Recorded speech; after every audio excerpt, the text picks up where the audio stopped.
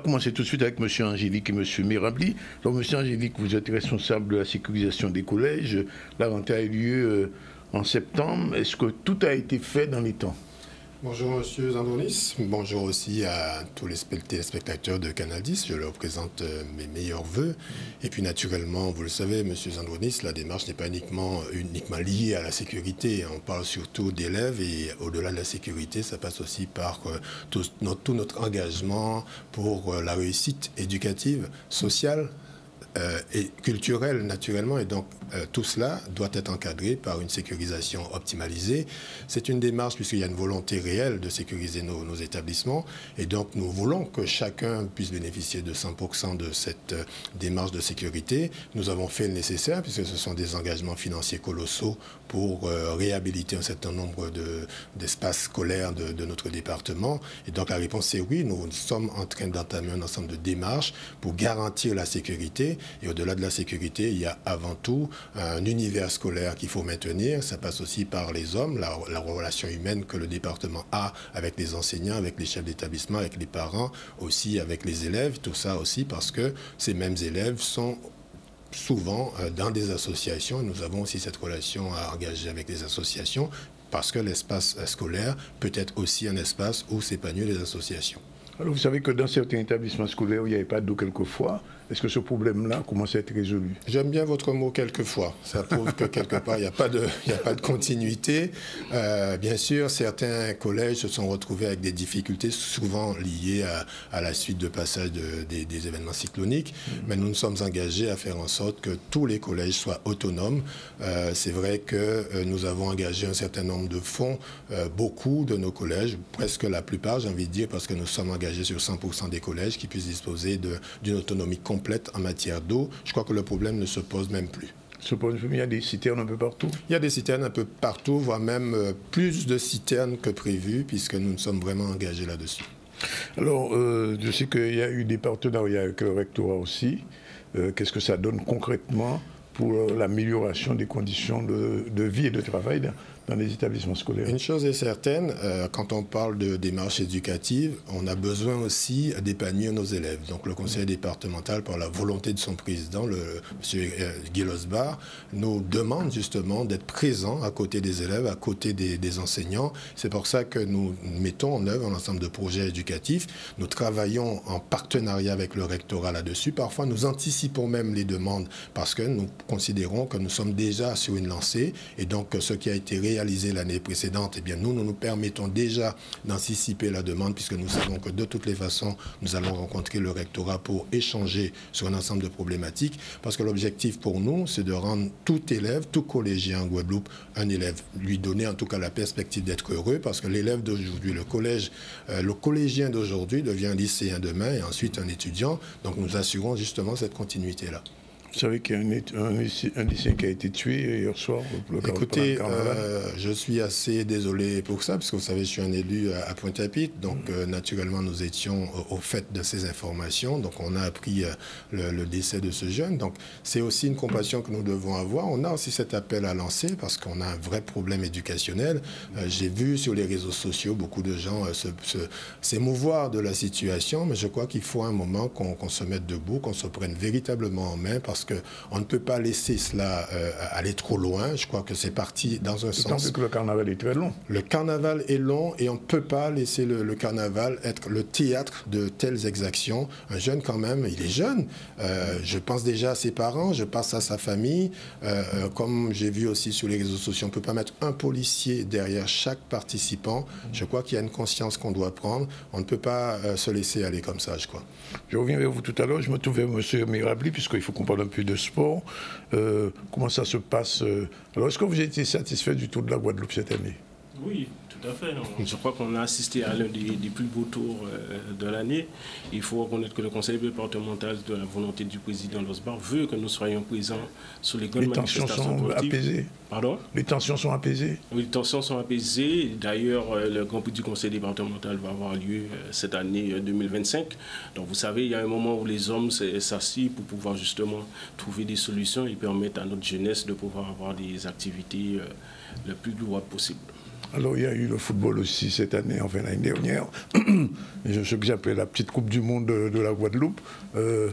L'équipe de la Guadeloupe n'est pas encore arrivée au sommet qu'on souhaite, mais j'imagine qu'il y a du travail derrière. Oui, il y a du travail derrière. Et d'ailleurs, cette année, sur l'année 2025, au niveau de la Ligue guadeloupéenne de football, les invitations sont déjà lancées justement pour commencer. Sur quelle période? Alors, ce tournoi aura lieu à la fin du mois de mai. Oui. Donc déjà, au mois de janvier, les invitations ont été lancées pour permettre aux sélections locales de pouvoir remettre les choses en place. Et c'est une volonté qu'on a justement de permettre à nos jeunes Guadeloupéens de se confronter à ce qu'il y a de mieux et pour eux aussi de pouvoir élever leur niveau. Comme vous l'avez constaté, c'est vraiment une petite mini-coupe du monde. Oui, c'est comme ça que je l'appelle. Ah non, mais c'est un spectacle magnifique. Oui. Et ça permet justement à nos éducateurs, à nos jeunes Guadeloupéens de se fixer un objectif dans l'année. Alors il y a quand même un petit problème, c'est, il faut le dire, c'est l'exode des jeunes footballeurs guadeloupéens qui fait qu'aujourd'hui la sélection de la Guadeloupe est pratiquement faite avec des joueurs qui ne sont pas en Guadeloupe. Non, vous savez, il y a un double problème. On ne peut pas empêcher un jeune Guadeloupéen qui a un potentiel de s'exporter. Et c'est à nous à faire le travail au niveau local pour permettre justement à nos jeunes footballeurs qui sont sur place en tout cas d'avoir le niveau. Et je pense que les choses se mettront en place au fur et à mesure et que les Guadeloupéens reviendront ou bien seront fiers de ce que fait notre jeunesse. Moi, je préfère voir le côté positif de la chose en se disant qu'on a une marge de progression et qu'il faut qu'on continue à travailler pour permettre justement à nos jeunes Guadeloupéens d'atteindre le niveau. Parce que vous savez, il y a quelques années, je crois que c'est M. Yakou qui avait essayé de lancer une semi-professionnalisation en Guadeloupe. C'est un projet qui est mort et enterré? Alors, le projet existe sous une autre forme en lien avec la Ligue guadeloupéenne de football. Il y a les contrats fédéraux qui permettent justement à de certains footballeurs de pouvoir se vouer à cette activité de footballeur. Mais c'est vrai que ce sont des choses qu'il faut développer, qu'il faut mettre en place. Parce qu'une professionnalisation en Guadeloupe, c'est même une semi, même. Je ne dis même pas une professionnalisation. Exactement, de partir sous cette démarche et justement de développer ces initiatives. Mais moi, je pense que vraiment les choses peuvent se faire par le biais de la formation de nos éducateurs, la formation de nos jeunes et pour récolter les fruits. Moi, aujourd'hui, quand je regarde le championnat en Guadeloupe, il y a de plus en plus de jeunes footballeurs qui émergent. Oui. Et c'est à nous justement de faire en sorte de pouvoir les amener au plus haut niveau. Oui. Alors l'autre question, c'est peut-être pas vous uniquement responsable, c'est la question des lieux, des terrains de foot, des terrains de hand, des terrains de basket. Est-ce que là, il y a une progression quand même? Parce que, bon, Trois-Rivières, c'était la région, mais enfin, Pointe-à-Pitre n'a toujours pas de terrain. Non, mais vous savez, il y a un double sujet. Il y a le sujet des infrastructures, qui est effectivement où on met en place des choses. Donc, avec la conférence des financeurs qui regroupent un peu ensemble des collectivités, il y a des projets qui vont se mettre en sens pour pouvoir justement permettre de se doter d'infrastructures de qualité. Et il y a l'autre démarche qui est celle du conseil départemental, c'est de pouvoir mettre à disposition des associations les infrastructures qui appartiennent au conseil départemental au niveau des collèges, pour permettre justement à les associations de quartier de pouvoir bénéficier des terrains de hand, du gymnase qui appartiennent au conseil départemental et pour permettre justement à notre jeunesse de pouvoir s'occuper et avoir une activité sportive. Donc il y a cette double démarche. Oui. Les deux se feront en temps et en heure.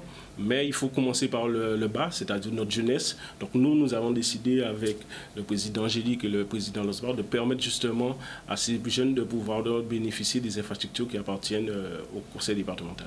Oui, parce que j'ai vu qu'à la région, on a inauguré beaucoup de sites, le petit city foot dans les communes. Enfin bon, j'insiste pas trop là-dessus. Mais quelle va être la priorité cette année au niveau sportif? Cyclisme, football ou autre chose? Parce que le basket aussi est en difficulté. Alors nous, de toute façon, nous, on accompagne l'ensemble des ligues et comités et ligues. Et il est de la volonté qu'il y ait une belle manifestation en lien avec chaque comité au niveau du conseil départemental. Donc, vous avez parlé du tournoi U16, il y a la coupe de basket du conseil départemental. Il y aura une grande manifestation avec le hand au niveau du conseil départemental. On est en train de travailler, vous savez, les comités en ligue ont changé de président. Donc, on est en train de travailler avec les nouveaux présidents pour justement mettre en place des contrats d'objectifs pour que le conseil départemental puisse les accompagner sur plusieurs années afin de permettre à chaque comité de pouvoir continuer à travailler, à permettre à nos jeunes Guadeloupéens de grandir. Oui. Alors, je reviens vers vous, monsieur Angélique, pour la question de la mobilité scolaire. Ça aussi, c'est une problématique qu'il faut résoudre parce que bon, ça ne dépend pas que de vous, parce que je sais très bien que certains élèves commencent à 7 h le matin. Oui. Termine à 12 h quelquefois, il fait chaud, enfin bref, vous connaissez la problématique, vous êtes vraiment enseignant. Qu'est-ce qu'on peut faire de mieux? On fait déjà quelque chose, c'est de réunir tous les acteurs concernés par le transport. C'est vrai que le conseil départemental a en charge le transport des enfants ayant des difficultés pour se mouvoir, donc enfants handicapés. Là, à ce niveau-là, on n'a pas de souci, tout fonctionne bien. Mais c'est vrai que ce que vous dites, il est nécessaire de croiser les possibilités avec la région, avec les EPCI pour pouvoir répondre à cette demande. Malheureusement, on essaie de trouver des voies qui répondent, mais il y a une telle diversité également dans l'organisation des établissements scolaires en termes d'horaire, parce que très souvent on se retrouve avec des parents qui voudraient que l'enfant ne se réveille pas très tôt, puisse pouvoir commencer en fonction des emplois du temps. Ce sont des éléments qui sont mis en réflexion, mais croyez-moi, cette réflexion est en cours et j'espère aboutir à quelque chose, je pense d'ici la fin de l'année, puisqu'on voit aussi avec le directeur comment on peut trouver des voies et solutions à cela. Alors on ne va pas faire du copier-coller, mais vous savez que dans certaines îles de la Caraïbe, l'après-midi, il n'y a pas cours, où on s'arrange pour que les cours se terminent à 14h. En fait, j'ai eu l'occasion de voir ça en Antigua, en Dominique, etc. D'autant plus que beaucoup d'établissements scolaires n'ont pas de climatisation et qu'avec le changement climatique aujourd'hui, enseigner l'après-midi, c'est un challenge. Vous avez raison et vous savez aussi que j'ai été chef d'établissement et ma première décision a été de modifier justement les horaires de mon établissement pour répondre à une problématique qui était la problématique sécuritaire. Donc en faisant arriver plus tôt mes élèves, je les faisais quitter à 14h. Il n'y a pas si longtemps, nous avons eu une réunion avec le DAZEN et le secrétaire général du rectorat et cette question-là a été mise effectivement au centre du débat.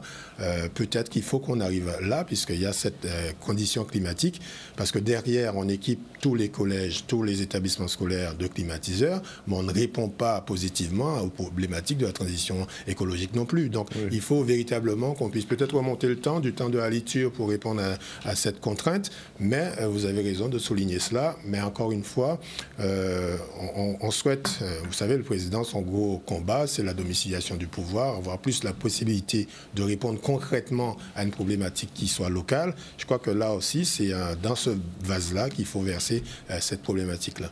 Justement, comme il va y avoir un nouveau congrès, la question de la rentrée scolaire en septembre en plein cyclone se pose depuis des années. Oui. On a vu ce qui s'est passé à Mayotte. Bon, enfin, bon, c'est pas le même pays, mais en fait, maintenir la rentrée en Guadeloupe comme en France, ça devient une problématique. J'espère qu'au Congrès, ça passera dans les tuyaux, comme on dit. Il faut aussi inclure dans cette réflexion-là le rectorat, donc l'académie a toute sa part. Mais c'est une volonté déjà politique qui est effectivement de calquer la réalité scolaire en Guadeloupe à la réalité environnementale et cyclique en termes de temps.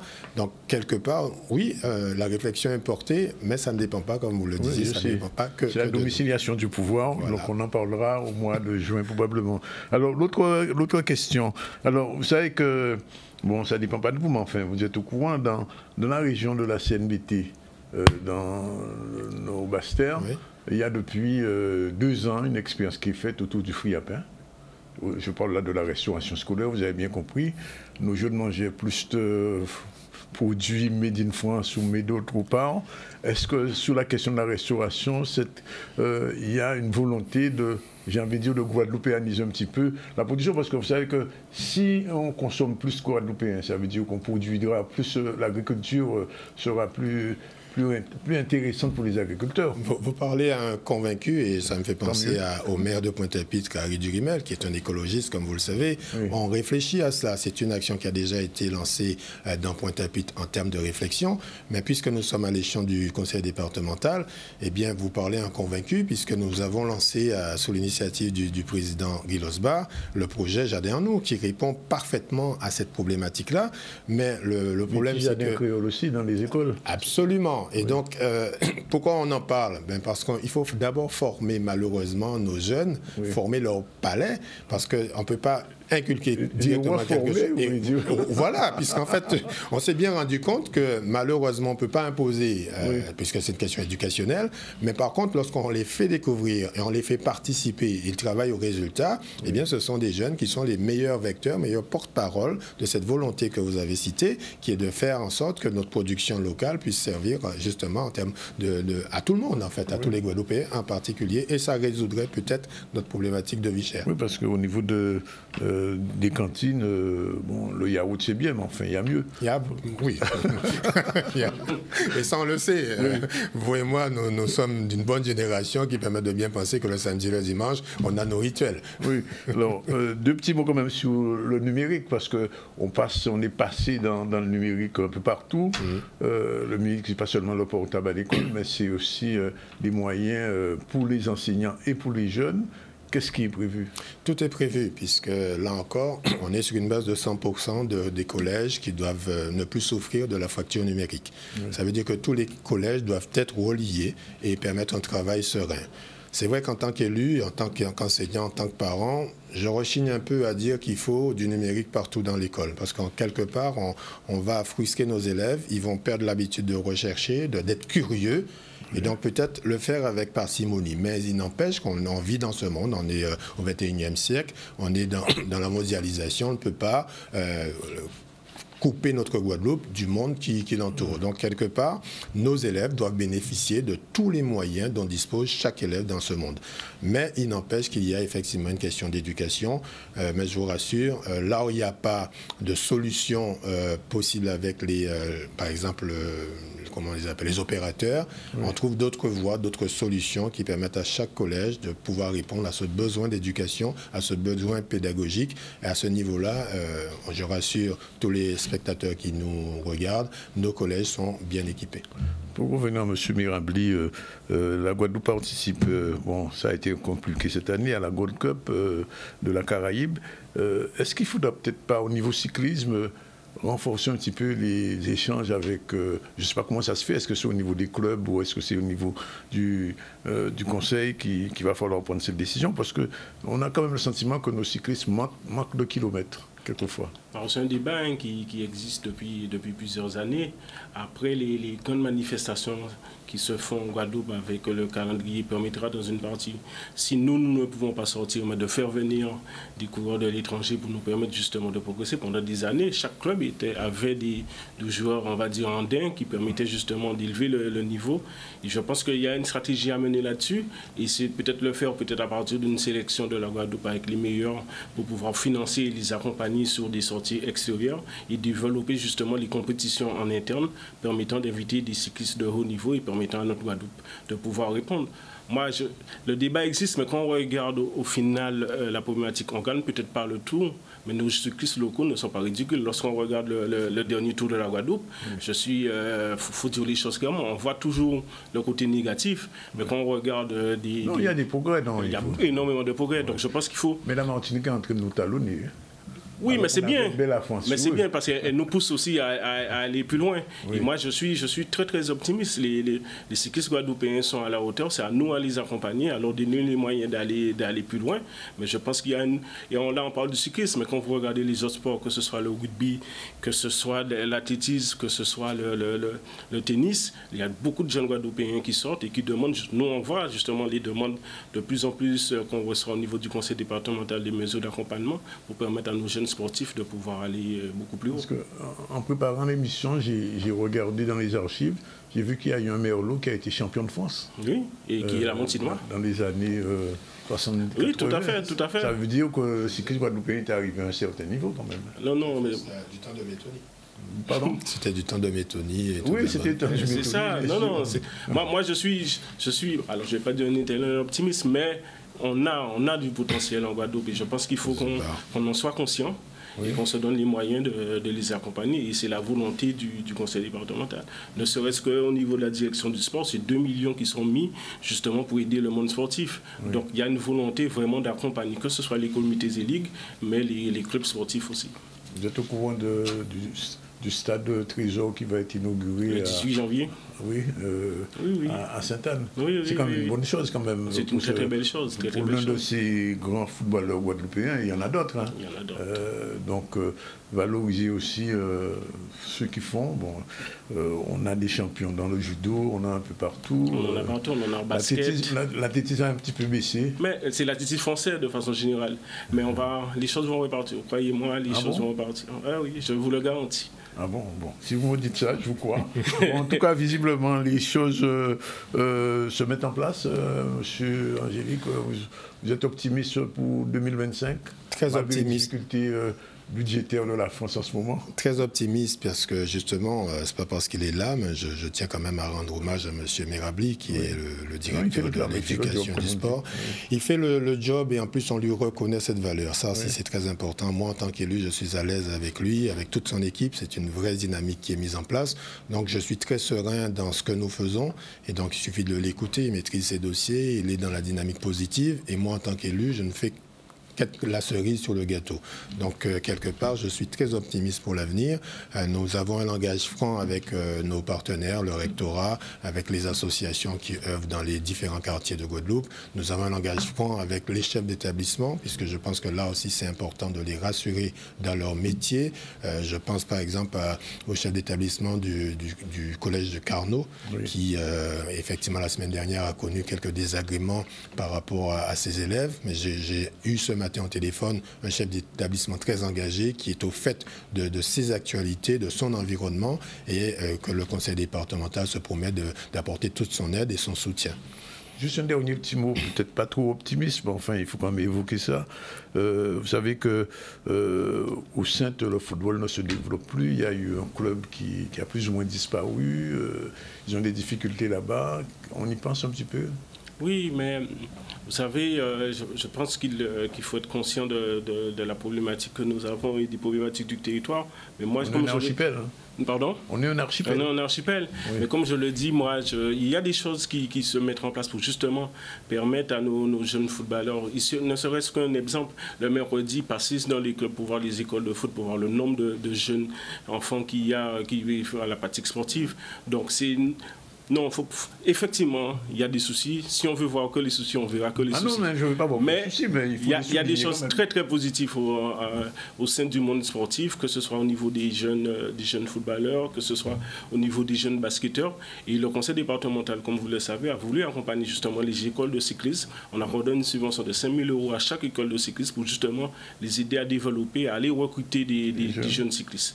Donc, il y a des choses qui se font, il y a des choses qui se mettent en place et on récoltera le fruit de toutes ces politiques dans pas très longtemps. On espère l'année prochaine à la même heure faire le bilan de tout ce que vous avez annoncé et voir un petit peu qu'est-ce qui va avancer. En tout cas, je vous remercie, messieurs, d'être venus, porter ces paroles, surtout pour les collèges, parce que l'éducation, c'est quelque chose d'important dans notre pays, et le sport aussi.